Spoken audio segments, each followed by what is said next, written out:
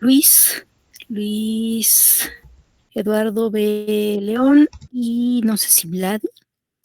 No me acuerdo, por acá son los que no tengo marcados. Entonces, si son tan amables de preparar su ejercicio que van a exponer o diapositiva, depende que hayan elegido. Entonces, por favor, iniciamos. Caleb, inicia, por favor.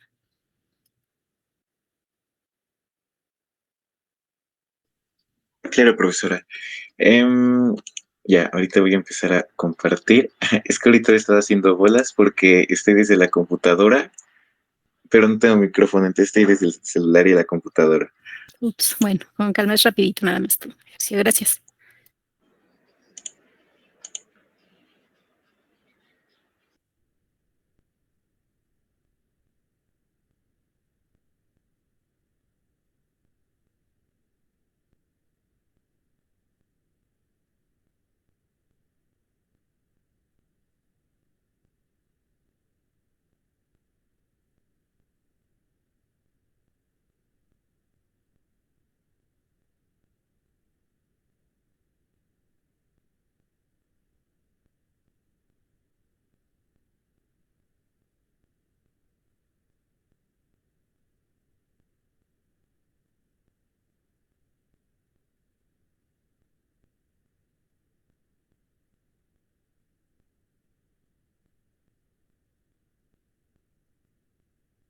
Ya se pudo.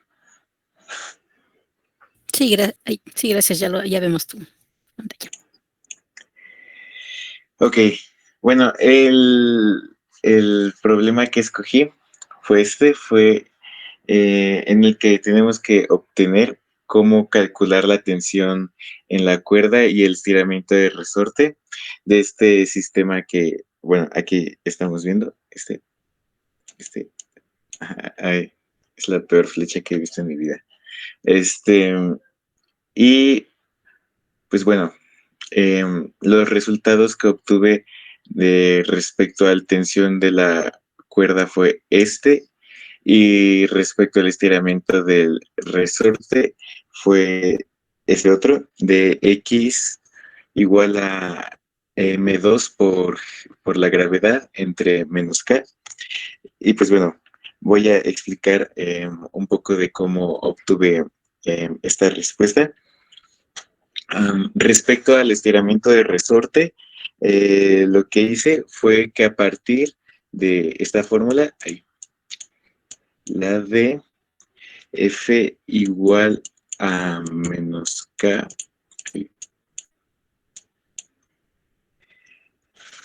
de X, respecto a esta fórmula, que, bueno, como lo veíamos en clase, es la que, digamos, expresa la fuerza que un resorte ejerce a la hora de obtener este retroceso que ocurre pues a la hora de retirar un resorte. Y pues básicamente esto fue lo que hice, también teniendo en cuenta que la fuerza era igual también a la masa del, bueno, es una M, la masa del objeto 2 por, por, bueno, no, por la gravedad. Este, ya, con estas dos fórmulas de referencia fue la manera en la que pues obtuve esto que es el estiramiento de resorte, porque ya aquí de alguna manera sustituíamos esta, esta fórmula aquí en la fuerza, entonces nos quedaría que más 2 por la gravedad es igual a menos K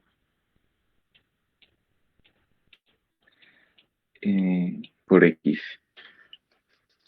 Y ya, pues este menos K está multiplicando, pasaría dividiendo y nos quedaría que X es igual, no me deja anotar aquí. Pero bueno, básicamente eso nos quedaría lo que tenemos aquí, ¿no? Ya, a la hora de pasar esto dividiendo, pues ya nos quedaría esta fórmula. Y respecto a lo de la tensión, eh, aquí estamos sumando las fuerzas que se están ejerciendo aquí, que es esta que tenemos como por aquí, esta fuerza que está ejerciendo el peso de la masa 1 y el peso de la masa 2, como de alguna manera están en una misma dirección, no es como que sean fuerzas que se están contraponiendo o algo así, pues las sumamos. Y también algo que tenemos que tomar en cuenta, pues es la fuerza de gravedad, que es bajo la que de alguna manera también se están rigiendo, y otra, pues fuerza que tiene aquí también, pues importancia en el sistema. Y por eso se suman y se multiplican por la gravedad. Y creo que sería todo. Ok, Caleb. Sí, yo sé que es complicado hacer los diagramas de cuerpo libre cuando están escribiendo con el mouse. Sí, siento Bueno, que está bien, pero sí, ahora sí, entiendo no a te los preocupes. profesores. Sí, todo nos queda chueco por abajo. Siguiente, no sé quién más. Bueno, ya están todos, ¿verdad? De los que faltan de exponer, por favor, para que ya cerremos. A mí me faltó exponer, profesora. Sí, Luis, por favor, cualquier ejercicio o diapositiva de la presentación, si es que aumentaron. Oiga, profesora, yo tengo una duda nada más ahí de analizar un ejercicio. Sí, Mariano, dime. Entonces, la masa, el peso de la masa 2 es la que deforma el resorte, ¿no? Exacto. Pero a la vez la masa 1 recibe una fuerza hacia arriba, ¿no? Que es la de resistencia de resorte. ¿O es De la todo masa lo que 2? esté colgando, independiente de lo que tengas abajo, para ella solamente pasa un vector resultante de esas dos fuerzas, que es precisamente o sea, lo de la fuerza del resorte más el peso de la masa 2. Recuerda que tú ya lo observas, por eso es diagrama de cuerpo libre. Cuando tú calculas lo que pasa en M1, solamente usas la resultante de lo que esté pasando abajo. Para ti es algo que está colgando y es justamente el peso de las dos. Lo que pasa es que estás viendo objetos en equilibrio. Si estuvieran moviéndose y si estuviera oscilando, entonces tendrías que ver esos estados, pero a ti ya solo te interesa que a través de algo, no te interesa qué, estás cargando una masa más, que es la masa 2. Entonces no es que el resorte haga algún efecto en tu masa 1, es simplemente que la masa 1 siente todo lo que está cargando por todo el sistema de abajo.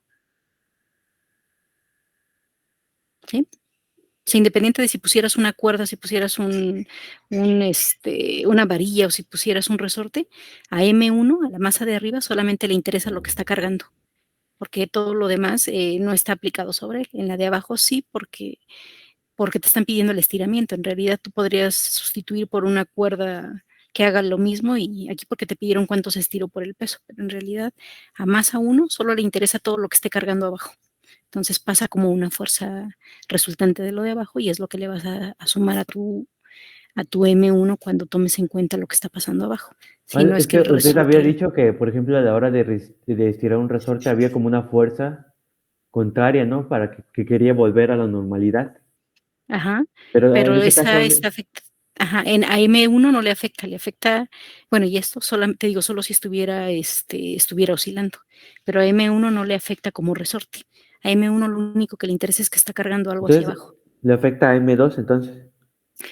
Pues como está en equilibrio, no. Si estuviera oscilando, sí. Como está en equilibrio, lo único que hace es, o sea, tuvieron que calcularla porque te pedieran el estiramiento que se efectúa por el peso que le cargas. Pero en realidad, si tú solo observas a M1, vas a obtener una fuerza. Cuando ya tengas numérico, va a ser igual una fuerza. K por X te va a dar un valor de fuerza. Entonces, lo que le pasa a M2 es que como el resorte no es de una longitud fija, cuando tú coloques tu masa se va a estirar y luego va a volver a alcanzar el equilibrio, que eso es lo que estás midiendo aquí. Entonces, más que afectarle, F masa 2 afecta al resorte, ¿sí? No el resorte a las masas, sino al resorte le afecta el hecho de que le pongas un peso. Si no lo pones, tendría su longitud original. Al momento de poner el peso, se estira. Más o Es que menos. hace tiempo habíamos visto un problema de un plano inclinado y un resorte y una caja, y usted había mencionado que había como una fuerza de resorte hacia donde está el Porque plano inclinado. el resorte tenía una restricción que era que no se estirara. Entonces ahí es diferente. O sea, si tú lo analizas como que tienes que seguir bajando pero sin estirarlo, que ese es el ejemplo del 29, si tú lo ves como un objeto que se va bajando, tienes que mantenerlo así porque el ejercicio te pide que no se estire. Entonces ahí ya son otras condiciones. Ahora sí, están interactuando las cajitas porque no quieres que las aviente. Pero en este caso no, en este caso es un estado, digamos, de equilibrio. O sea, tú pones tu resorte y no estás analizando nada en lo que se está estirando el resorte, si no verías una masa por aceleración. Solo quiere el estado cuando ya el resorte quedó estirado. Es como si sacaras una foto al final de que ya pasó el estiramiento. Y en el otro ejercicio que analizábamos, no, porque en el otro ejercicio tienes que mantener esa comprensión del resorte. Entonces ahí actúan otras fuerzas, tienes que ver cómo se equilibran las fuerzas para que ese resorte no se estire. No sé si me doy a entender. Allá se estaba moviendo, están deslizándose las cajas y hay un resorte en el centro, ese es uno, el 29. Entonces, lo que te pide es qué fuerzas tienes que aplicar para que el resorte no bote las cajas, que siempre todo el tiempo que estén bajando se mantenga, digamos, apachurrado con la misma presión por los dos lados. Ese es un fenómeno. En este caso, lo que te pide es, tengo una masa, tengo una cuerda y está colgando una masa. Luego quito, bueno, no sé si es luego quito la cuerda y pongo un resorte y le vuelvo a poner la misma masa. Lo que voy a observar físicamente es que se va a colgar eso hasta donde dé el resorte. Pero a mí solo me interesa una vez que ya se estiró, el otro estado de equilibrio cuando ya está estirado el resorte. Entonces son diferentes fenómenos. Uno es mantener la comprensión durante todo un movimiento y la otra es analizar ya que se estiró. Ya que se estiró vuelve a ser como una cuerda equivalente con esa dimensión. Pero pues, como aquí te pedían que reconocieras cuál es el estiramiento, digo, entonces en realidad aquí el efecto es cómo afecta la caja que está colgando al resorte, no el resorte entre ellas. El resorte simplemente fue como una cuerda elástica, ¿no? Algo así. Entonces solo te interesa cuando ya se estiró. Si te piden los estados intermedios, ahora sí, entonces tendrías que ir analizando, que es como el caso de conservación de la energía, que fue pasando a través de esos estados.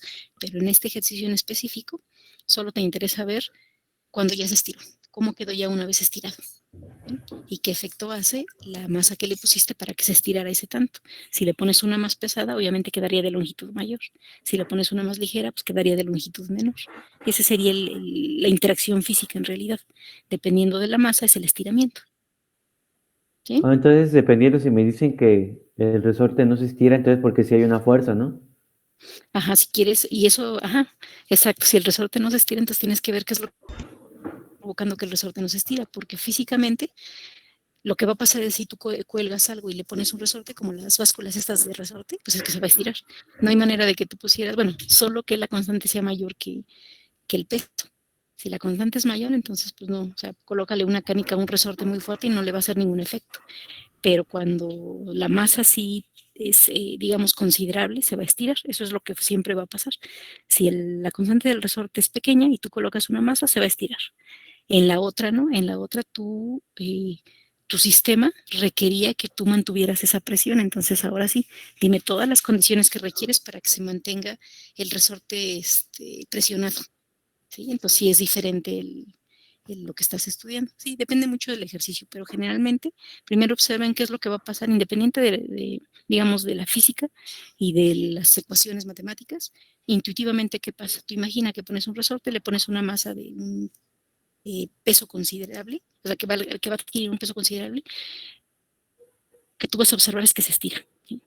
Ahora es diferente. Imagínate que pones en un sistema una masa y dices, lo que quiero es que no, lo voy a empujar como el sistema funciona así. Creo que el del pinball o algo así, que hay un momento, bueno, aunque ahí hay una traba, pero tú lo que quieres es que se mantenga trabado antes de que te la boten, ¿no? Algo así. Entonces ahí sí tienes que observar qué fue lo que provocó. Si lo natural era que la hubiera aventado, ¿no? Que el resorte trate de recuperarse. Entonces eso es un poquito lo que tienes que analizar físicamente. ¿Qué es lo lógico a suceder una vez que haces algo? Si tú colocas una masa, pues que se estire. Si no se estiró, ¿por qué? Pues ahora sí analizas, ¿sí? ¿Qué es lo que la equilibra? Y lo mismo en el otro. Si lo lógico cuando tú comprimes un resorte es que te aviente el objeto, ¿qué es lo que está evitando que lo aviente? Pues ahí eso es lo que vas a analizar. ¿Sí? En este no, en este está colgando y lo que pasó es que se estiró. No hay de otra, no hay ninguna otra fuerza que te dijera, todo lo que le hubieras puesto abajo un tope o dijeras, ¿con qué fuerza necesito empujar el resorte para que no se estire? Entonces sí, está pasando otra cosa. Uh-huh. Sí, creo que ya, profe. Gracias. Vale. Bueno, entonces continuamos con Luis y son tan amables.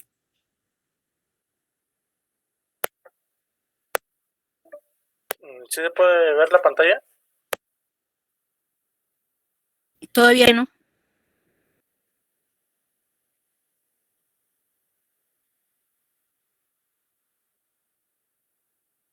Ya me sale que hubo un error.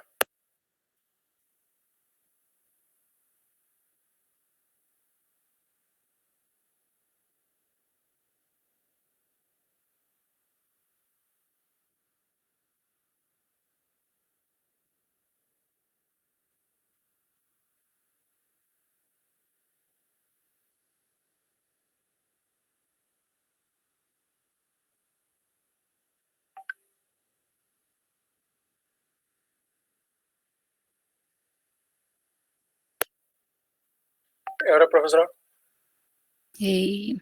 Todavía no.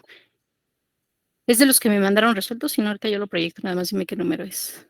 O cuál vas a exponer, de movimiento circular o de fuerzas.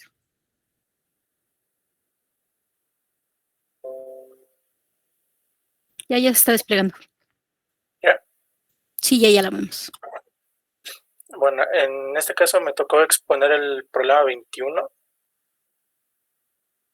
que es el que dice que un objeto de masa m igual a 0.1 kilogramos se desliza uniformemente describiendo un círculo de radio de 0.1 metros sobre una mesa sin fricción, y que una cuerda sin fricción une al primer objeto con otro de masa de 0.1 kilogramos, el cual está suspendido y permanece inmóvil. Y la pregunta es que ¿con qué rapidez se desliza m? Los datos que nos dan son el radio de la circunferencia que se traza, que es de 0.1 metros, la masa 1, que es de 0.1 kilogramos, y la masa 2, que es de igual valor. Y aquí apliqué la fórmula de la fuerza centrípeta, pero agregando la masa y la gravedad para poder emplear los otros dos valores que me están dando. Al estar haciendo los despejes, obtengo la fórmula de velocidad es igual a masa 2 por la aceleración de la gravedad y el radio sobre la masa 1.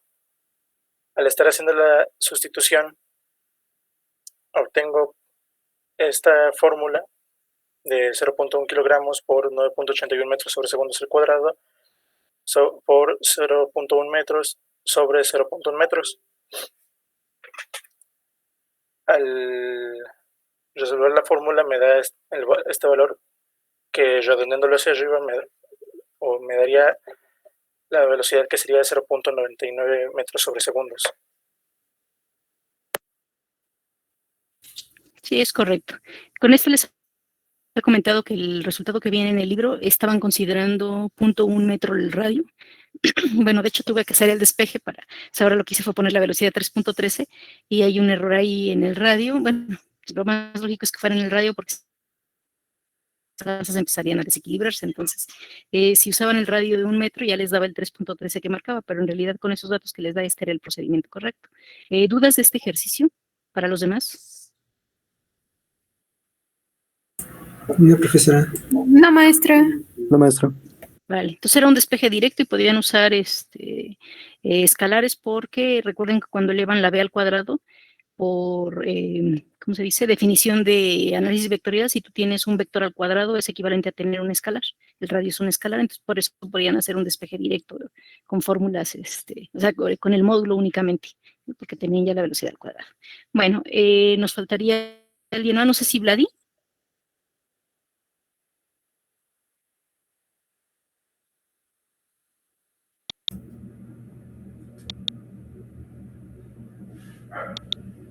No, profesora, no voy a pasar. Digamos, no tengo como bien preparada la exposición, entonces. Bueno, ningún ejercicio ni tu ni tu, ¿cómo se dice? Ni tu, ahí se me fue. ¿Alguna de las diapositivas que te haya faltado? Porque a veces sus compañeros, el mismo equipo deja la diapositiva sin exponer para que ustedes la expliquen, entonces no sé, que te comente su equipo. De las diapositivas de la... Sería ¿De la de la última presentación? exposición, ¿no? Ajá, sí, es que cada equipo es una u otra, entonces puedes exponer de la otra para que ya libres eso, de la que no viene, o sea, o expusieron vueltas y vueltas o expusieron la de resbalones y raspones, entonces si tus compañeros expusieron de una y la expusieron completa, puedes exponer de la otra el ejercicio aplicado, la respuesta. Y sí, y si no, pues un ejercicio de tu trabajo, lo que tú decidas, pero pues si la otra ya la tenían preparada. Aunque hay algunos del equipo que dicen esto le tocaba al compañero y no se lo brincan un poquito si es algún cálculo, pero ese otro equipo te avisa, no sé. Bueno, en lo que Vladi se pone de acuerdo con su equipo, ahorita le damos un tiempo para que exponga. Vamos a ver lo de su examen, porque les dije que hoy les daba la clave de solución. Están desbrozando allá afuera del jardín, entonces van a oír un poco de ruido, pero pues ya les cerré a ver si se aísla un poquito. Entonces, ahorita vemos Vladi antes de que termine la clase. Organízate y vamos a revisar ¿cómo se llama? El segundo examen, que fue donde hubo dudas, les voy a proyectar y les voy explicando para que ya en la semana que les llegue su promedio sepan por qué y también pues si tienen dudas pregunten obviamente. Y la parte del 1, si no me da tiempo por el horario, les comparto, hay una sección que les voy a poner que dice exámenes resueltos, entonces ahí les voy a poner los procedimientos de los exámenes que llevamos para que vayan viendo, ¿sí?, cuáles fueron los detalles. Recordar, ahorita se los voy a explicar, que no siempre todos nos vamos por los mismos caminos, entonces algunas veces, siempre y cuando esté bien, porque sí hubo detalles aquí que usaron fórmulas prefabricadas, pero en realidad sí podrían diferir un poco de lo que estoy resolviendo yo. Les voy a compartir mi pantalla para que puedan ver el examen. Permítanme un momento.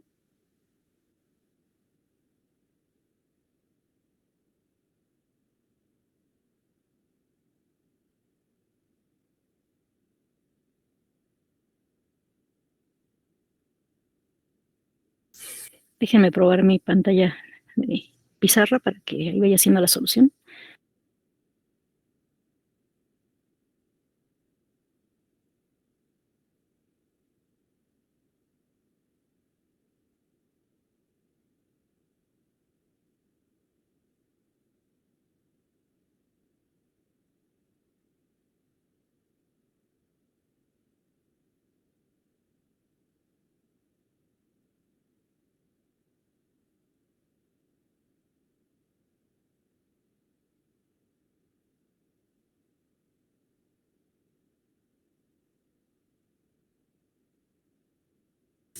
Ok, le digo que usar un poco la tusa porque si están justo en el jardín de allá afuera, desbrozando a ver si a ratitos le bajan porque están quitando todo, supongo que la hierba o algo así, no se andan muchos de chalecos rojos.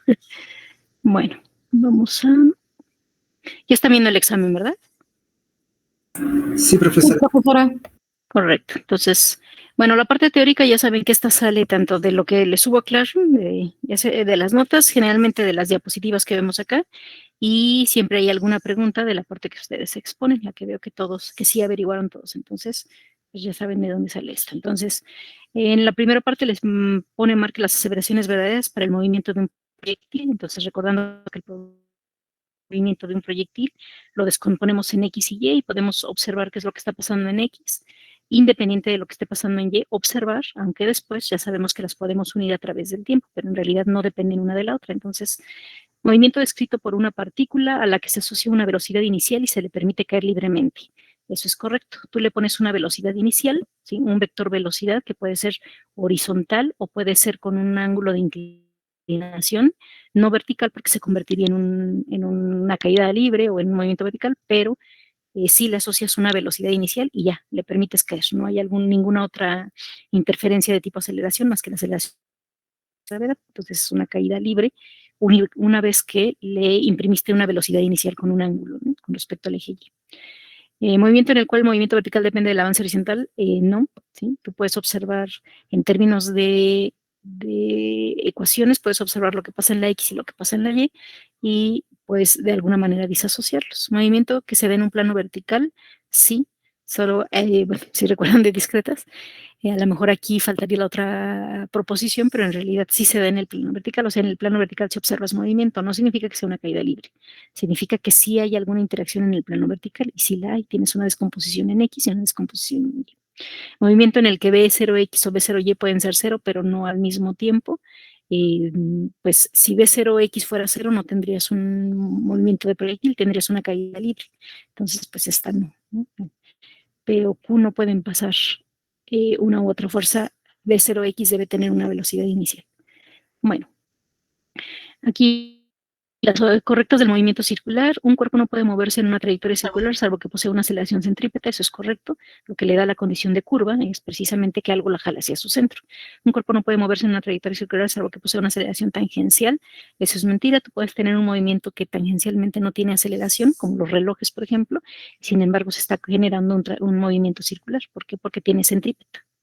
Entonces la tangencial, recuerden, es la que, como en las lavadoras o en las centrífugas y todo esto, que te permite que se frenen y aceleren. Esa es la tangencial. Pero en realidad tú puedes tener un movimiento constante en la tangente a la curva, con que exista aceleración centrípeta es suficiente para que se dé un movimiento. Y el ejemplo más claro, pues, son los relojes, ¿no? El movimiento terrestre, por ejemplo, 24 horas con velocidad constante. Un objeto que se mueve en una trayectoria circular no puede tener un módulo de velocidad variable. Pues esto es, como les digo, o sea, es falso, bueno, es que no sé si es falso, pero más bien es una contradicción porque en realidad lo que te permite precisamente que se dé una trayectoria circular es que tú vas cambiando de direcciones. ¿Se acuerdan que hay una aceleración tangencial y una aceleración centrípeta? Entonces, pues en realidad no necesariamente si la negamos, tiene que ser constante, ¿no?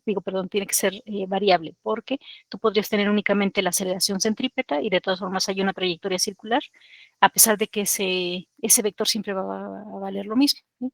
Entonces se genera, por ejemplo, el movimiento de los satélites.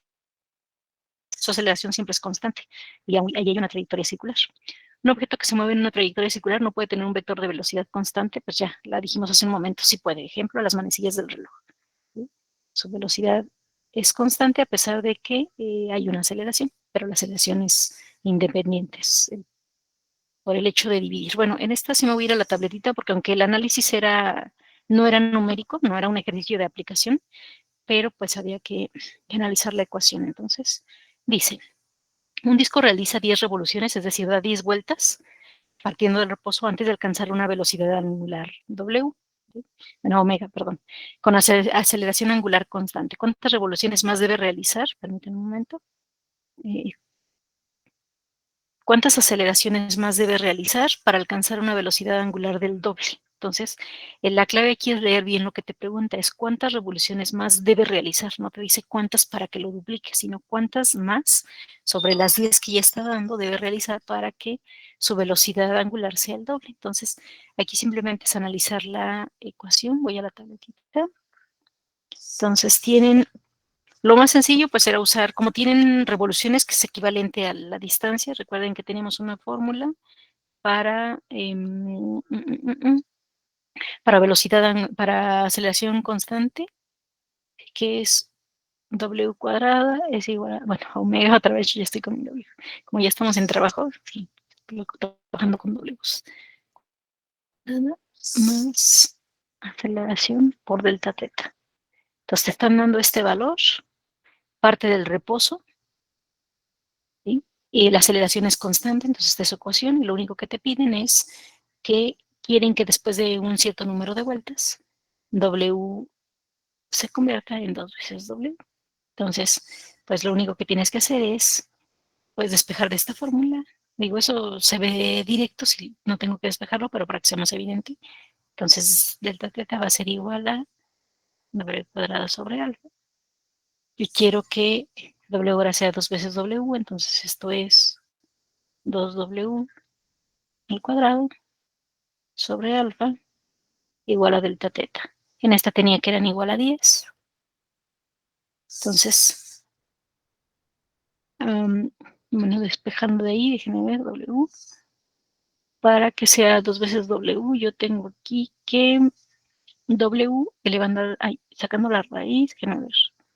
alfa, delta, teta, ¿cómo la hice? Pero es que era muy sencillo, creo que era más sencillo analizarla sin ecuaciones, pero bueno. Alfa, delta, teta, ¿qué me falta? Sacar la raíz y dividir entre 2.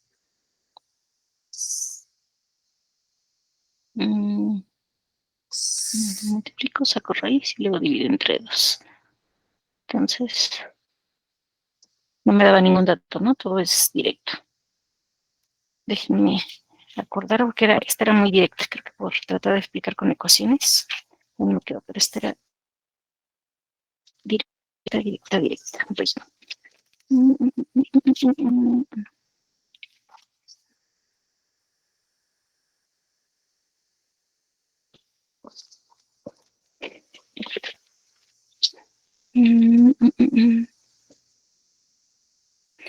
Cuatro omega cuadrada sobre 2 alfa. Ajá.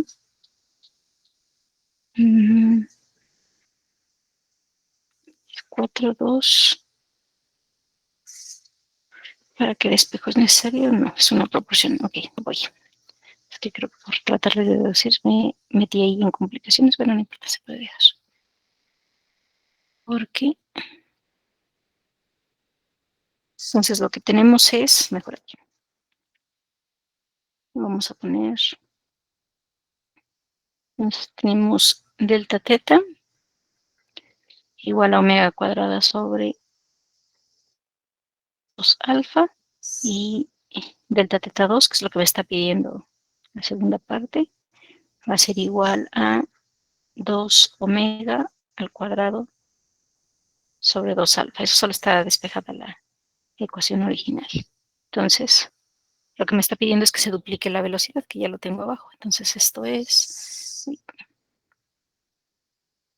4 omega cuadrada sobre 2 alfa es tenía que omega cuadrada era 2 alfa A, entonces sustituyo aquí, esto es 4 por 2 alfa de 10 revoluciones.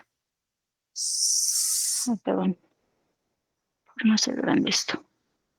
Dice 10 revoluciones, sobre 2 alfa. Entonces esto me queda, según yo era evidente sin sacarlo, me queda, cancelo el 2, cancelo el alfa, y me queda que esto es igual, ¿dónde va mi cursor ahí? A 40 revoluciones. Entonces, simplemente al meter 2 alfas, si omega era en 10 revoluciones, bueno, 2 omega al cuadrado, pues es como se eleva al cuadrado y no solamente se duplica, me quedan 40 revoluciones. Entonces, pues la respuesta, es acá, ¿sí? ¿Cuántas revoluciones más debo dar? Pues debo dar 30 más para que se duplique, bueno, para que llegue a 40, es que ni siquiera es duplicada como es al cuadrado. Y a lo mejor ni siquiera era necesario, ahí me moví, ¿verdad? Ni siquiera era necesario deducirlo. Simplemente si omega al cuadrado da 10, está 2 veces y al cuadrado, pues son 2 por 10 son 20, elevado al cuadrado son 40. Entonces, ¿cuántas más doy? Pues doy 30 más para que llegue yo a las 40. Sí, creo que es más fácil solo el análisis directo que deducir lo numérico, pero digo, es así. Si mi velocidad normal da 10 revoluciones, 2 veces la velocidad elevado al cuadrado, me va a dar pues 2 veces 10 elevado al cuadrado, que sería, ¿qué es? 2 a la 10 sería 4 a la 10, que son 40. Entonces, 30 revoluciones más esas 10 me da las 40 que estoy esperando. Bueno. Seleccionar las correctas. Un proyectil disparado con velocidad horizontal tiene el mismo tiempo de caída que un proyectil en caída libre soltado desde la misma altura. Sí, no significa que dé toda la vuelta. Bueno, solamente, para que quede claro, solamente es para la velocidad horizontal, ¿sí? Que de hecho ese fue uno de los errores que cometieron al resolver este ejercicio, porque usaron fórmulas de caída libre para el tiempo, cuando en realidad únicamente pasa esto cuando tu proyectil cae horizontal, porque que caiga horizontal equivale a Que caiga horizontal equivale a que la velocidad inicial en y es 0. Entonces es como si soltaras un objeto y empezara a caer en términos de y. ¿Sí? Una vez que ya le pones una velocidad inicial con un ángulo, entonces ya tiene componente en x, y lo que hace esto es que hay un tiempo en el que sube, luego ya alcanza la altura desde donde estaba disparado el proyectil y empieza a caer. Entonces, al calcular con las fórmulas de caída libre, perdiste todo este tiempo, que puede ser muy pequeñito, pero aún así pues es diferente a calcular solamente con caída libre. Entonces, sí se puede usar directamente la de caída libre para y, siempre y cuando salga en horizontal, porque ahí sí sale sin ninguna velocidad inicial. Entonces, no hay tiempo perdido en la sombra de y. Salió el objeto y empezó su caída. Entonces, la primera es cierta. Un proyectil disparado desde una altura h con un ángulo vertical tarda más tiempo en llegar al suelo que lo que tarda el mismo proyectil en la caída libre soltado desde la misma altura, ¿no? Les está diciendo que lo suelta ahí, entonces ahí sí ese es el caso que decíamos, ¿no? Nada más lo sueltas, es equivalente que salga con horizontal porque en vertical no tiene ninguna velocidad, o que simplemente lo dejes caer. Luego, un proyectil disparado con velocidad horizontal desde la altura h tiene la misma velocidad de impacto que un proyectil en caída libre soltado desde la misma altura. No, por lo mismo que decíamos, en este se van a ir sumando x con y, en el otro simplemente tendría la componente y. Y si ya dijimos que solamente cae en y, entonces, si tú disparas un proyectil, que aquí es donde es la diferencia, vamos acá. Si tú disparas, entonces, si tú dejas caer un objeto, este va a empezar a aumentar su velocidad, ¿sí? Su velocidad inicial va a ser 0, pero una vez que vaya bajando va a adquirir cierta velocidad hasta que se impacta con una velocidad final. Pero si tú mandas un proyectil con una velocidad en x y empieza en x y también va cayendo, entonces en y estás observando algo parecido, pero su velocidad final va a ser igual a tu velocidad en x, tu velocidad en y. Y como esta velocidad no puede ser 0, pues entonces va a ser diferente a la velocidad de uno en caída libre solamente. Y seleccione las descripciones correctas. Si el módulo de la velocidad es constante, bueno, aquí voy nada más a las otras, son como que un poquito absurdas las otras. Entonces, si la aceleración es 0, el módulo de la velocidad debe ser 0. Uy, no, si debí dejarla completa, no sé, ok. Entonces, si la aceleración es 0, el módulo de la velocidad debe ser constante. Esa es correcta. O sea, si no hay aceleración, pues entonces tu velocidad no va a cambiar. Velocidad final e inicial serían 0 ambas, o digamos, sería la misma siempre. Si la aceleración es 0, la velocidad debe ser constante. Eso es correcto, ¿sí? Que es una aceleración que apoya la anterior. Y si la velocidad es constante, el módulo de la velocidad debe ser constante, pues también.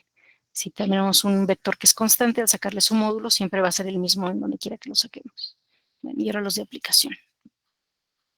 Entonces dice, un lanzador automático de pelotas de tenis arroja una pelota cada 5 segundos a 40 metros sobre segundo. Si la arroja con un ángulo de 45 grados desde la altura de 1.5 metros, una pelota habrá llegado, esa es la primera pregunta. Si la pelotita ya llegó al piso la primera, ¿cuándo se dispara la otra? Es decir, lo que puedo hacer, o más práctico que puedo hacer, es comparar tiempos. Si calcular los tiempos de caída y ver si el tiempo de caída de la primera es menor o mayor que los 5 segundos que tarda en salir la otra, y con esa contestar esa. Entonces, se me pierde mi mouse con la pizarra. Entonces, ahí está. Déjenme ver si puedo hacer este un poco más pequeño para que lo hubiera copiado, ¿verdad? Es más fácil. Déjenme un momento.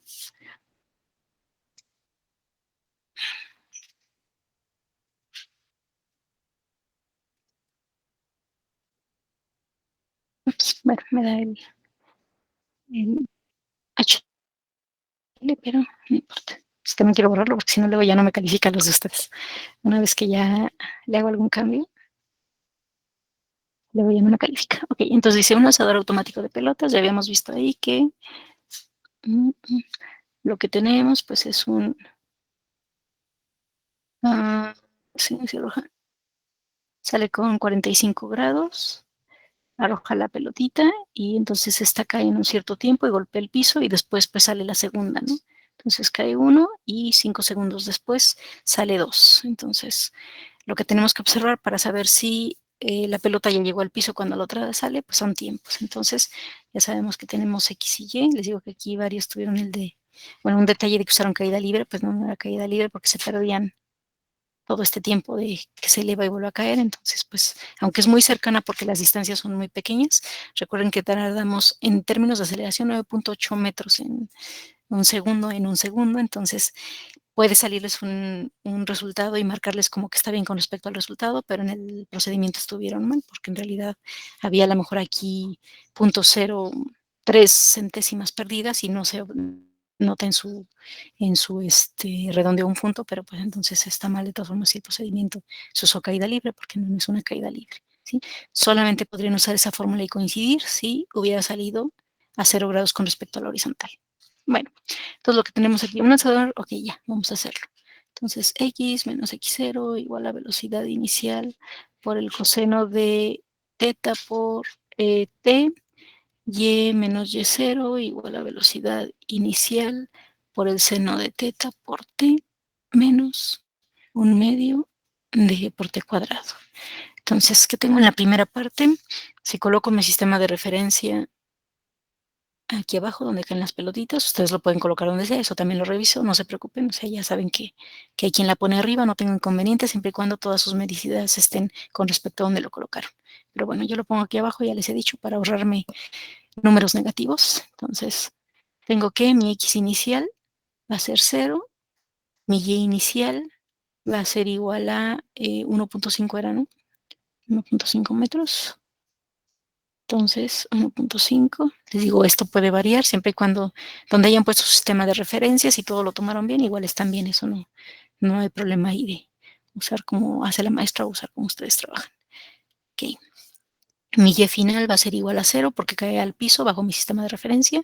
Mi x final no la conozco. Mi velocidad inicial es de 40 metros sobre segundo. ¿Sí? Para ambos casos, bueno. El ángulo es de 45 grados. Y el tiempo no lo conozco, que es precisamente lo que quiero conocer para saber si caen, y la gravedad ya la sustituí directamente, bueno, como la constante menos g, que por los datos que me están dando va a ser igual a 9.8, porque me están dando un decimal en las cantidades. Si no lo usaron, no se preocupen, ahorita todavía no estoy, o sea, no les afecta ni les baja décimas ahorita por eso, porque pues se están acostumbrando. Si quiero que se vayan acostumbrando y lo vamos a seguir insistiendo, pero es como cuando educamos a los peques y les decimos, saluda cuando llegues. Pues así estamos con esto. Yo sé que son de muchos años y es difícil quitar prácticas así, pero vamos a seguir insistiendo, sobre todo porque aquí no afecta mucho que me usen 9.8, 9.81 o que usen el 10, ¿sí? Sí se tienen que apegar a los de los decimales para que les salga, por ejemplo, con los libros o todo esto, ¿no? Para que sea un poco coherente el resultado. Pero en un examen, pues ya me doy cuenta, si por el nervio se fueron y usaron el 981, pues tampoco significa que estén mal, ni les voy a bajar décimas, les digo, pero hay que tener cuidado porque ahorita que ya entremos a electro esta semana, se van a dar cuenta que un error de un décimo, un decimal, como están trabajando con nanómetros y con cantidades muy, muy pequeñitas, pues ya les cambia totalmente su resultado. Entonces ahí sí hay que tener cuidado. Pero aquí no se preocupen. Si me usaron 981, 10, 9.8, de todas maneras lo estoy tomando completo como bien, ¿vale? Entonces, de aquí tengo x menos 0 igual a 40 por el coseno de 45 por t. Y de este lado tengo menos 1.5, ¿sí? Y menos y0, mi y0 es 1.5. De ahí sale el menos de y menos y0 igual a la velocidad inicial por tiempo, pero mi velocidad, así aquí está. Velocidad inicial es 40 por el seno de 45 por el tiempo menos 4.9 por t cuadrada. Entonces, pues tengo una ecuación cuadrática de la forma ax más bx, ax cuadrada más bx más c. Entonces puedo sacar sus valores para el tiempo. Si alguien la puede meter a su calculadora, porque la mía no tiene La de programar se quedó allá en SCOM y no han caído por ella. Porque como empacaron algunas cajas para limpiar áreas, no sé dónde anda y no quiero sacar ahorita nada de por allá. Entonces, bueno, déjenme de todas formas reducir. ¿Dónde está mi calculadora de acá? Para reducir los coeficientes, eso sí. Entonces, 40 por el seno de 45, esto me da 28.3.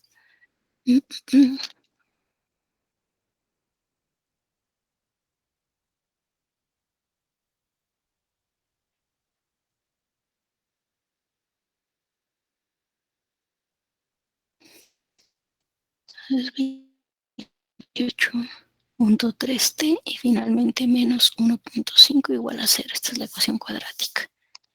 Entonces, si alguien la puede meter a su calculadora, se los agradecería. Coseno de 45 grados. 28.3. Y de este lado tengo x igual a 28.3t. Déjenme ver, entonces, si sacamos las raíces nos van a dar... Ok.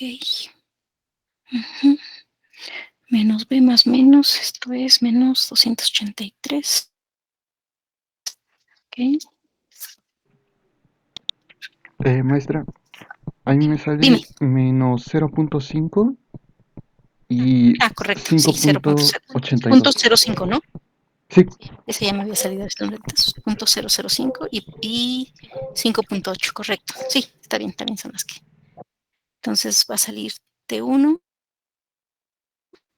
igual a 0.05 y T2 igual a 5.8.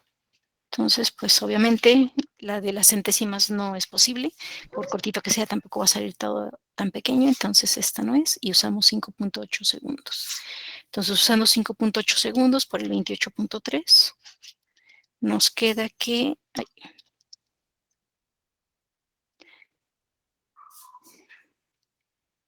5.8 por...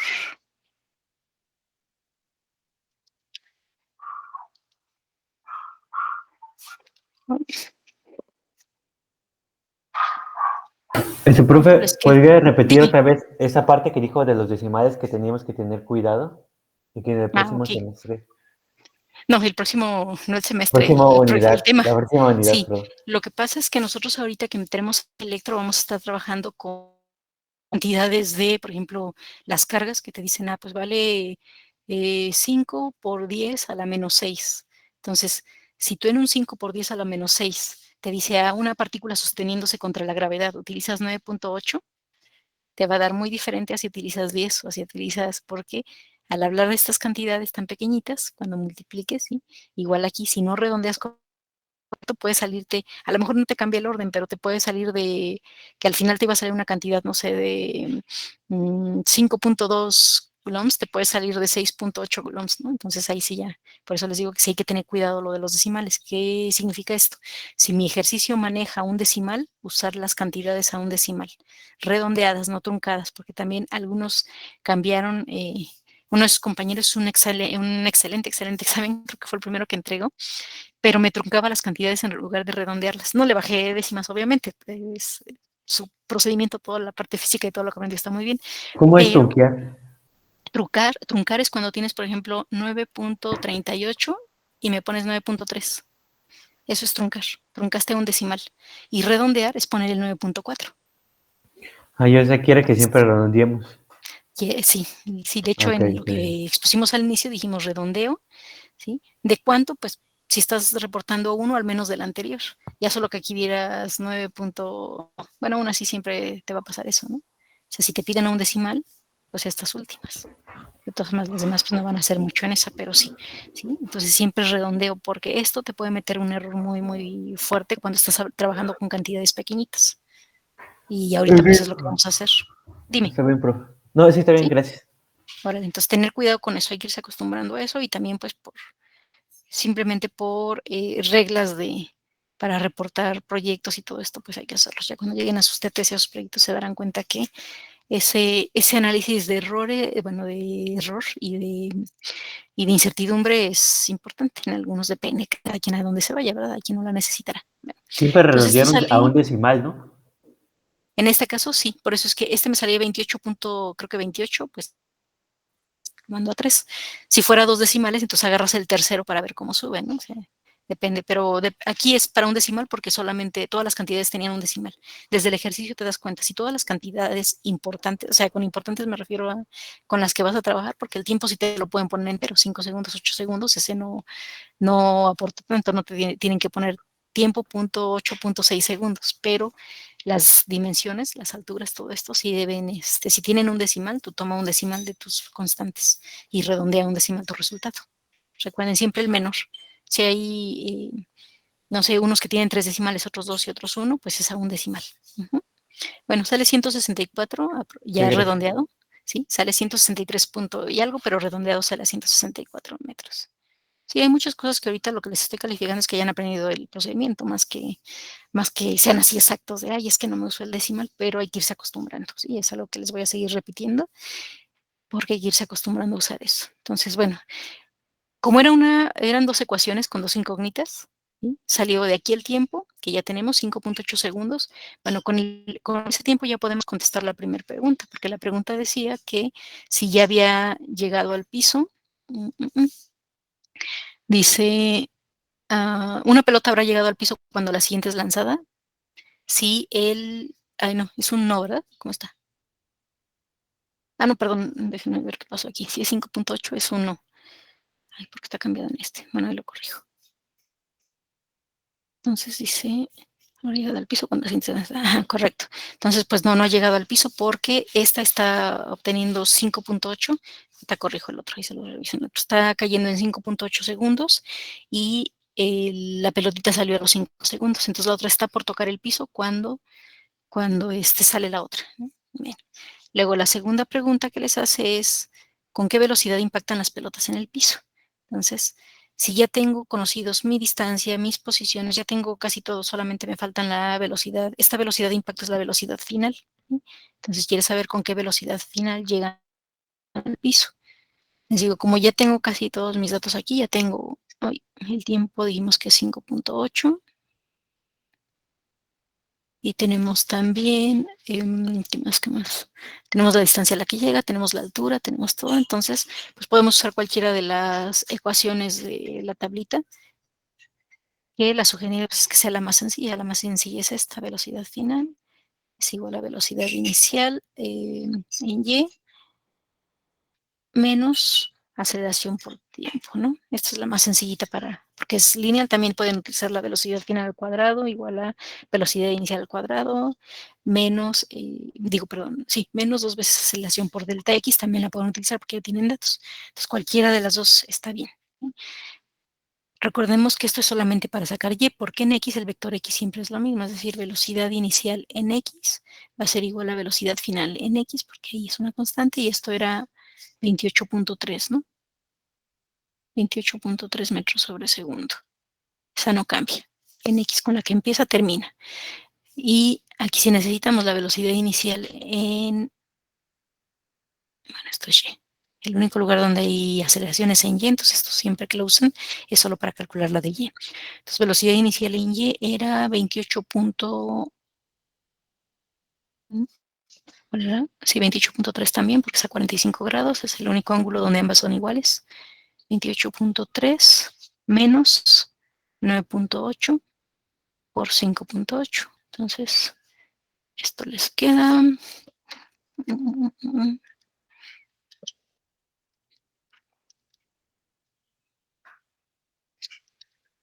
Es justo la mitad, ¿no? 28 bueno, casi 28.5. Entonces, mi velocidad final.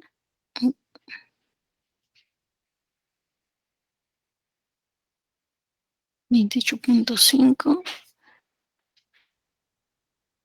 metros sobre segundo. Entonces, ¿con qué velocidad impacta? Bueno, pues impacta con una velocidad igual a 28.3, 28.5.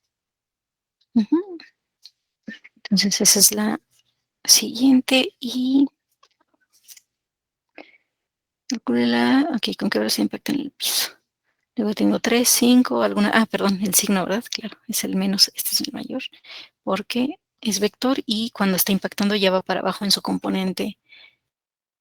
La X siempre es positiva, pero ya va para abajo. De hecho, el sobresale es más un menos acá. Si a algunos les falló y no me pusieron el menos, no se cancela todo el ejercicio, solo les baja ahí algunos puntitos. Pero, y bueno, hay que tener cuidado con eso porque ya es un vector de caída y es vector, entonces debe llevar su dirección. Luego esta calcula la velocidad tangencial y la aceleración centrípeta para un objeto que se mueve con movimiento circular uniformemente acelerado a una distancia de 0.8 metros del eje de giro y tarda 0.2 segundos en dar una vuelta completa. Entonces, pues esta era más o menos directa. Lo que les pide es la B tangencial. Las fórmulas que tienen pues son... ¿Duda? Ok.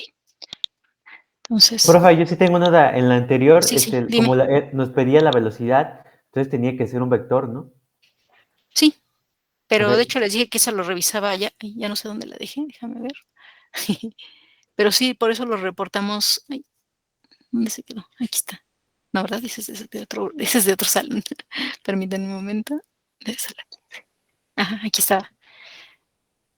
Pero de todas formas pudieron, les dije cuando estaban contestando el examen que pudieron ponerme ahí un vector de 28, o sea, explicado, porque era difícil escribirlo aunque se los pedí, y lo reviso en su PDF para ver cómo lo hicieron allá. Pero sí era un vector. ok, ok. Entonces, por eso, sí, aquí no, realmente las respuestas las pongo como referencia porque cuando estoy calificando, pues me voy acordando, como son tantos ejercicios y tantas variantes de los demás grupos, pero siempre, esta parte, la parte aplicada, siempre la reviso sobre su PDF. ¿Sí? Por eso luego me ponen ahí el mensaje de maestra, no le puse las unidades o el decimal en la respuesta y ya les contesto que no se preocupen porque esta parte, la de aplicación, la reviso en los PDFs y ya la califico aquí. Esa no se califica directo. Aunque están ahí, pero solo son referencias y siempre reviso el procedimiento. Por eso les digo que en el tiempo, los tiempos para caída libre y los tiempos para el proyectil coinciden porque variaban en centésimas. Entonces, aunque pareciera que tienen la respuesta, pues ya ahí les pondré en la retroalimentación que no, porque usaron caída libre y la caída libre, pues aunque varía por centésimas, está mal hecho, ¿no? Tenía que sacarse a través de esta y no de la raíz de G por T, ¿cómo decir? Con caída libre no se puede, porque están perdiendo todas estas centésimas de tiempo. Bueno, entonces vamos con el movimiento circular, que pues, es muy sencillito. Es utilizar la fórmula que hace rato usó su compañero para calcular la velocidad tangencial y equilibrarla con la caída libre, que era el circuito calcula la velocidad tangencial y la aceleración centrípeta. Entonces les está pidiendo la B, que es la tangencial, y la aceleración centrípeta. Entonces sabemos que la fórmula que la relaciona, pues es que la aceleración centrípeta es igual a velocidad al cuadrado sobre el radio y que además la velocidad es igual a omega por R y pues son todas las que necesitamos, ¿no? Porque es lo que les pide. Entonces, lo que te dice es que un objeto se mueve a una distancia de 8.8 metros, tienes tu radio del eje de giro y tarda 2 segundos en dar una vuelta completa, entonces sabes que da 2pi, bueno, puedes sacar el diámetro para sacar la velocidad tangencial. Hay varias formas de hacer. Una de ellas pues es sacar el diámetro del círculo que mide de radio, era 0.8, ahí. Déjenme cerrar un poco, también me hubiera llevado. Sí, 0.8 metros. Entonces tiene 0.8 metros de radio. Entonces es fácil sacar el perímetro. El perímetro es 2pi por radio. Tarda en dar esa vuelta 2 segundos. Con eso obtienes la velocidad tangencial. Les digo, hay varias formas de hacerlo. Si utilizaron la otra parte cambiando por periodo y todo eso, también reviso esa. No, bueno, en realidad hay varias opciones y muchos pueden estar bien. Depende por qué camino se fueron. Pudieron haber hecho más. ¿Sí? Aquí lo que hago es calcular el perímetro y lo divido entre los segundos y solo lo que estoy obteniendo es la velocidad tangencial. Y luego, para sacar la aceleración, pues simplemente sustituyo en la fórmula de aceleración la velocidad tangencial y conozco el así que en automático me sale. Será más o menos sencillita. Luego hay quien se fue por un camino más largo, pero todos nos llegan porque se pasaron creo que a periodo y luego de periodo se pasaron a revoluciones y luego de revoluciones regresaron. No hay problema. En ese caso, si está bien hecho, pues todas están bien, no es que tengan que irse por el camino. Pero lo más sencillo pues era hacer eso. Si quiero una velocidad tangencial, saco el perímetro, que es 2pi por radio, lo divido entre el tiempo y ya tengo una velocidad tangencial. Tengo la velocidad que lleva al recorrer los centímetros que mide la trayectoria y luego ya nada más divido. Y creo que era todo lo que les pedía. Bueno, este era su examen. Quiero revisar también el 1, pero les digo que si no ese se los voy a subir porque necesito armar los equipos nuevos para que podamos trabajar. Entonces, si ya tienen sus equipos nuevos, si son tan amables. Bueno, dudas de acá. ¿No? En la semana les empiezo a mandar sus cortes. ¿Sí? En la semana ya les mando el corte del que sería más el 1. Entonces, si son tan amables de compartirme por el chat los nombres de los equipos. Profe, ¿podría mostrar otra vez nada más la respuesta del último? ¿Está? La respuesta dices aquí. Aquí. Ajá. Aquí están. 25.1 y 789.4. Obviamente les digo por decimales, les puse una variante, pero andan en ese rango. Sí, yo ahí me doy cuenta cuando califico, porque a veces incluso es de que usaron todos los decimales. O hay quien mete en la calculadora todo y lo va usando con todo, pues se redondea al final a un número, hay quien truncó, hay quien todo, pero si les digo que estamos aprendiendo, no hay tanto problema. Pueden no ser necesariamente esas, pero tienen que andar a fuerza alrededor, ¿no? Pueden variarte no sé, ahí se los puse, de hecho puede variar dependiendo de cómo utilizaron el truncamiento o cómo utilizan el 2pi. Si el 2pi lo meten de la calculadora, les da todos los decimales que tiene la calculadora, entonces por esos decimales puede variar de 789 a 787, porque usen en la calculadora o porque pongan 3.14 por 2, varía en esas cantidades. Entonces en el rango del Inter anda así, por eso es que aquí hay un 7 y aquí hay un 9. Ahí es donde les digo que esos decimales sí hacen diferencia, ¿no? De usar 2pi, o sea, 2 por 3.14 a usar la calculadora te varía en esto, de 287 a 289. Entonces sí son importantes que cuando les pidan una regla, pues se apeguen a ella. Bueno, entonces si son tan amables de compartirme los equipos y pues agradecer que sus otros compañeros hicieron el equipo, si no funcionó, pues no funcionó, ni modo, pero vamos a seguir ya con el otro, con los equipos nuevos. Quien ratifica el equipo nada más me pone, ¿no? El equipo de si se mantiene y los que no, gracias. Entonces, Cervantes.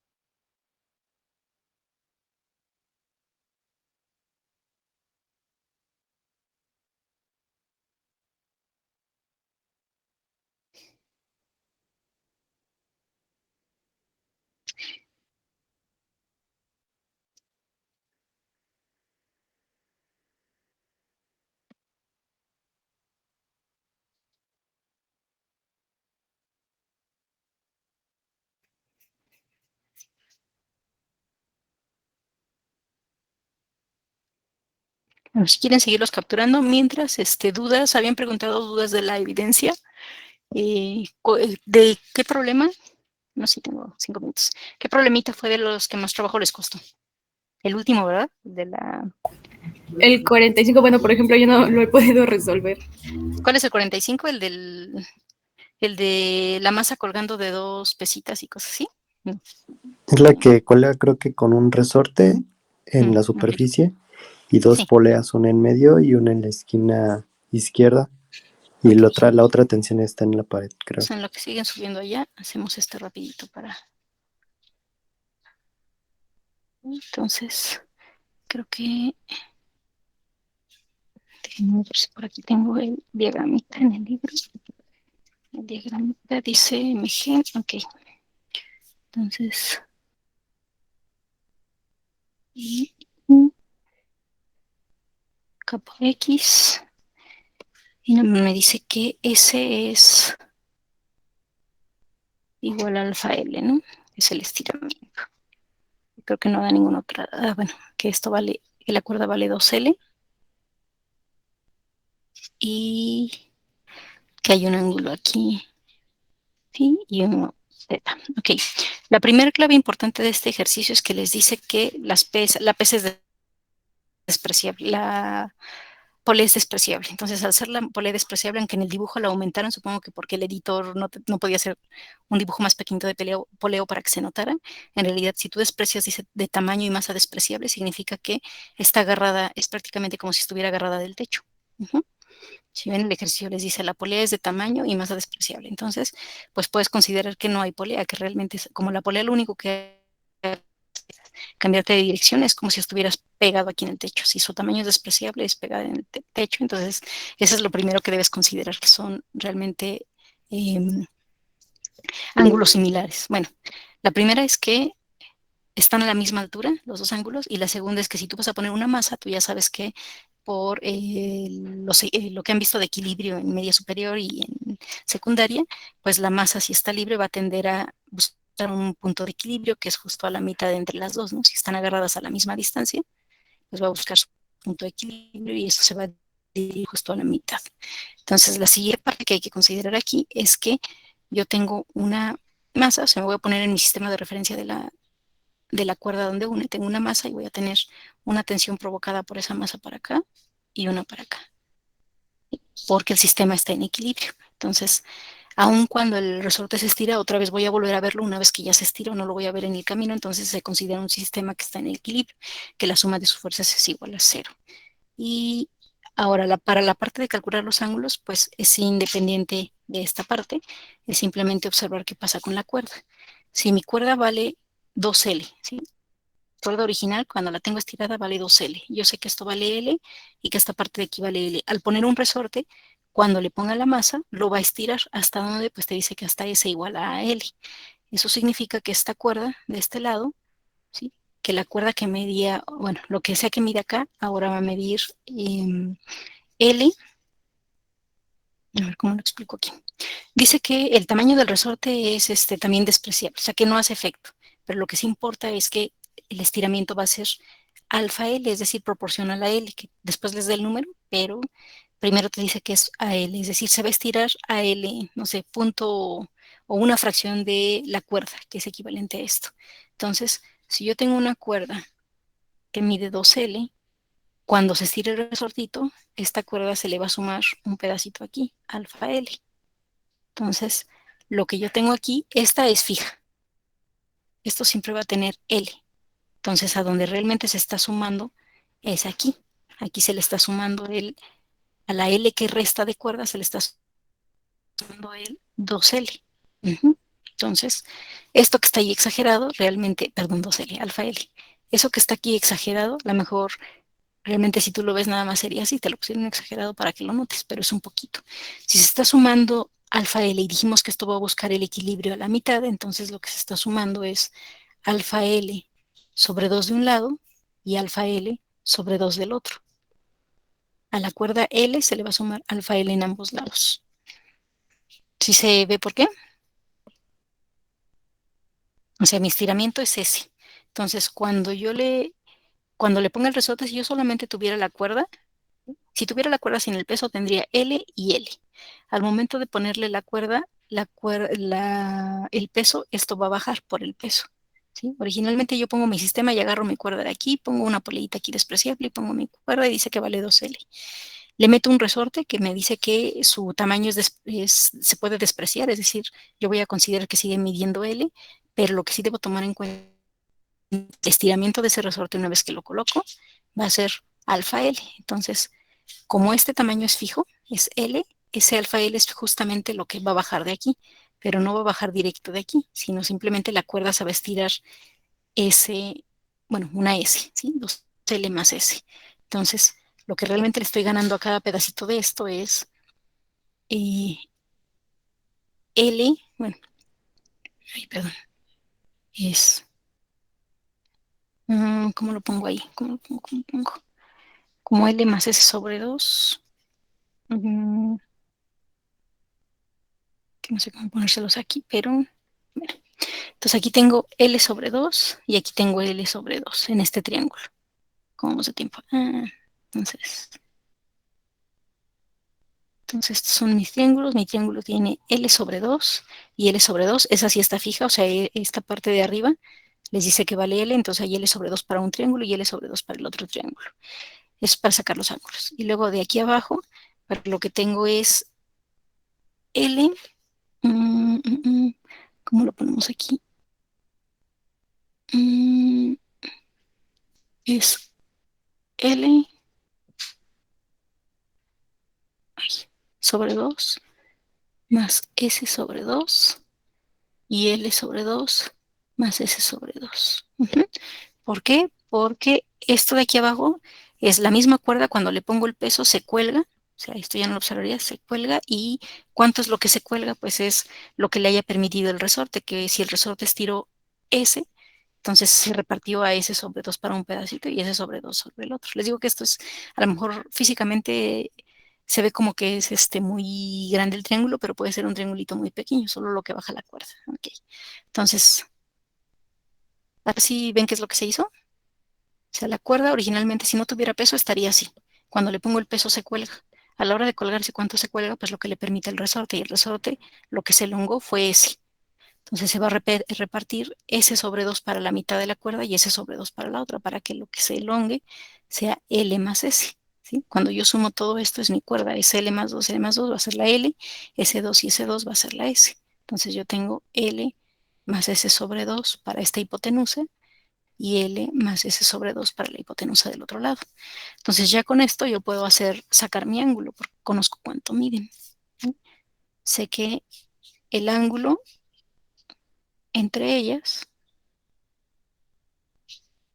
este ángulo que estoy buscando, va a ser de este lado, vale L más S sobre 2 y este vale L sobre 2. ¿Sí? Es un triangulito de estos. Ya puedo sacar el ángulo porque además sé que S es igual a alfa L. Entonces todo me queda en términos de L. Me va a quedar un triángulo que tiene de hipotenusa L más alfa L sobre 2 y abajo un cateto adyacente igual a L sobre 2. Yo puedo factorizar L en ambos casos y la L ya no va a depender de L. Entonces puedo cancelar L y ya puedo entonces calcular el ángulo como por trigonometría. Y luego, ¿sí se entiende aquí cómo se va a sacar?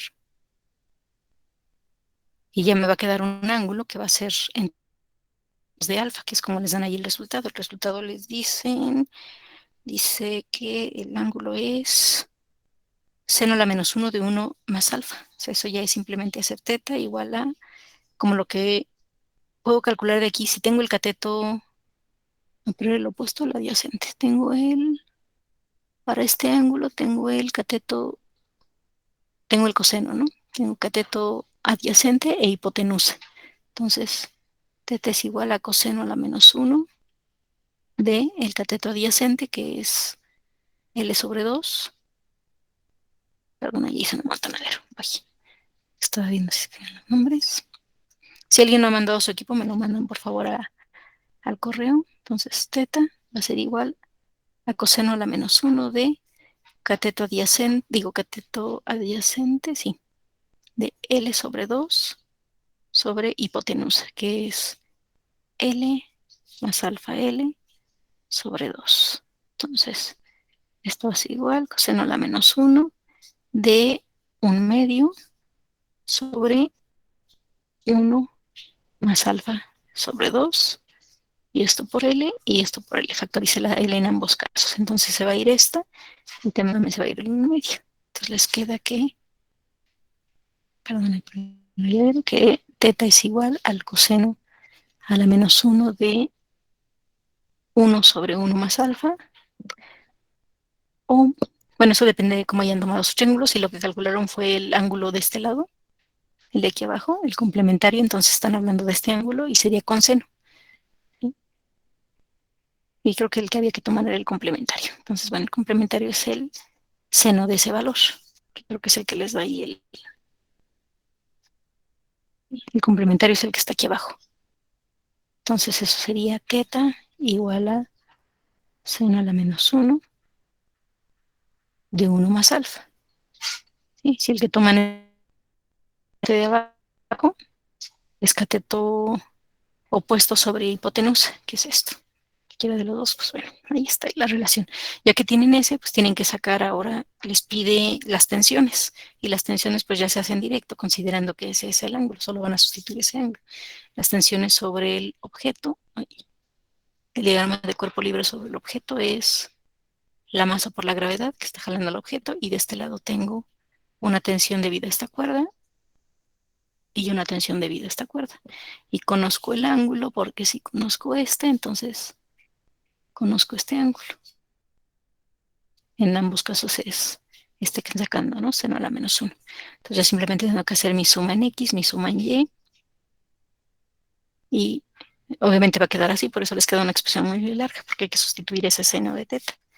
Y considerar además que la polea de este lado, ya que se acabó un minuto, que la polea de este lado les está permitiendo cambiar de dirección la cuerda que venía aquí, ¿sí? Es esta poleita, lo que hace es traer esta fuerza, entonces esta tensión va a estar relacionada con esta tensión. Recuerden que esto lo único que hace es cambiar la dirección, y esta tensión es igual a menos K por S, ¿sí? Que es el estiramiento. Entonces esta se va a pasar a través de aquí, entonces ya también saben cuánto vale esta. Es menos K por S y ya la proyectan por el ángulo. De este lado pues es una tensión normal y el peso. Entonces tienen que hacer su suma en X, su suma en Y ya obtienen el valor, es el larguito que les da ahí. Y de ahí creo que les pide despejar la masa, ¿no? ¿O qué es lo que pide? Ajá, la masa. Ya que tienen su ecuación, simplemente despejan la masa, que les va a quedar todo en términos de letras, por eso les queda ahí. Y en la segunda parte, pues simplemente es sustituir lo que ya les pusieron, que alfa es igual a punto 32, que la K es igual a 6.3 por 10 a la 4 y creo que nada más. Los demás valores, pues no como tal. Pero con eso es suficiente.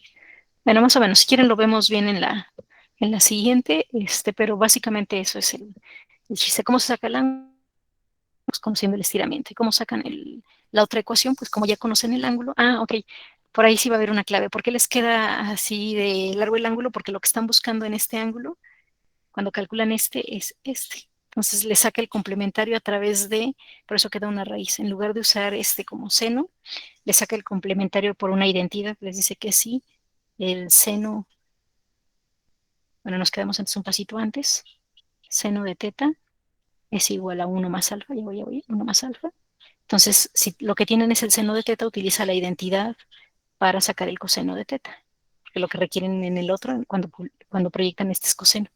Coseno de teta igual a 1, entonces coseno de teta es igual a 1 menos seno cuadrado, la raíz. Entonces, para sustituir el ángulo, eso es lo que les da el ángulo largo. Sustituyen eso y les queda 1 menos 1 sobre 1 más alfa al cuadrado, la raíz. Por eso se ve larga la segunda expresión, porque como lo que necesitan es el coseno y no el seno, lo sustituye de la identidad. Bueno, traten de revisarlo. Ya es muy sencillo teniendo eso, y en la siguiente vemos dudas. ¿Sí me terminaron de subir sus equipos? Los que falten me mandan por favor un correíto, un mensaje. Creo que sí. Maestra, bueno, entonces, ¿hoy va a tener asesoría? Sí, a la 1:30. Ok, muchas gracias. ¿Sí? Vale, nos vemos al ratito quienes puedan entrar a la asesoría. Cuídense mucho, buena tarde. Y en la semana les empiezo a mandar ya su corte de calificaciones. Ya estoy terminando. Gracias, profesor. Gracias, profesor. Hasta luego. Gracias, profesor. Hasta luego. Hasta luego. Bye, Buen maestra, día. nos vemos. Hasta luego. Hasta luego, buen día. Que tenga buen día, maestro. Bye, igualmente. Hasta luego, maestra. Buen día. Hasta luego, cuídense. Profesora, Dime. disculpe una pregunta. Ya no, digamos, ya se acabó la clase, entonces ya no alcancé a presentar el ejercicio. Cierto. ¿Cómo le hacemos? ¿Me grabas un videito y me lo mandas?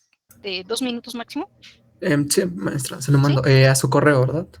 Sí, Ah, lo ok, puedes entonces. incluso grabar con el celular y ya me lo mandas. O sea, que quede cortito y me mandas la liga al correo, por favor. Claro, maestra, muchas gracias.